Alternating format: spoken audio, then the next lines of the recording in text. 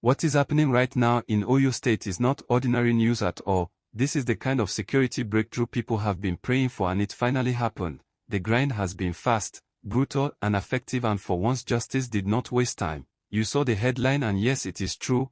The cries of innocent blood spilled inside the forest of the Old Oyo National Park have finally been answered, as confirmed reports this morning say that the Amotekun Corps in Oyo State has successfully arrested suspects linked to the cold-blooded killing of 5 brave forest guards. And trust me, the way this manhunt went down is the kind of story that sounds like a movie, but sadly this one is real, and the cost was human lives.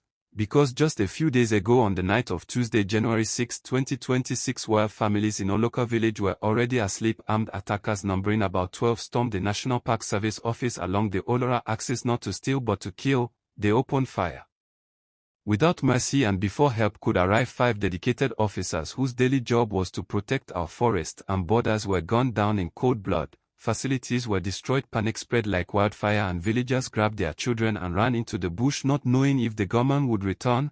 By morning, 5 families were in mourning, and the entire state was boiling with anger and fear as people asked the same question: would these killers just disappear into the forest like so many others before them? But what the criminals did not know is that while police tactical teams were locking down towns and highways, the real hunt had already started deep inside the bush, where vehicles cannot go and where only those who understand the land can survive.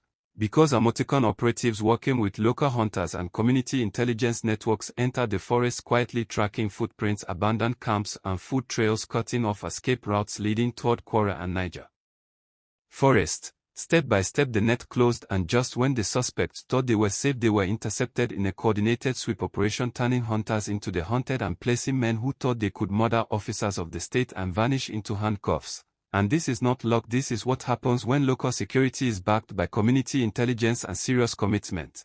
Which also proves that the forest ranger expansion and recruitment drive launched by the Oyo State government last year was not just for show, because this operation shows that criminals can no longer treat protected reserves as safe havens. Right now the suspects are being processed and official parades are expected, but already relief is spreading in Oloka village as displaced residents begin to consider returning home, knowing that the men who terrorized them are now in custody. But beyond the celebration, there is a bigger national issue staring us in the face, because preliminary investigations suggest this may have been a cross-border criminal operation, meaning these attackers move from state to state looking for soft targets, and that makes the killing of 5 federal officers not just a state matter but a direct challenge to Nigeria's sovereignty.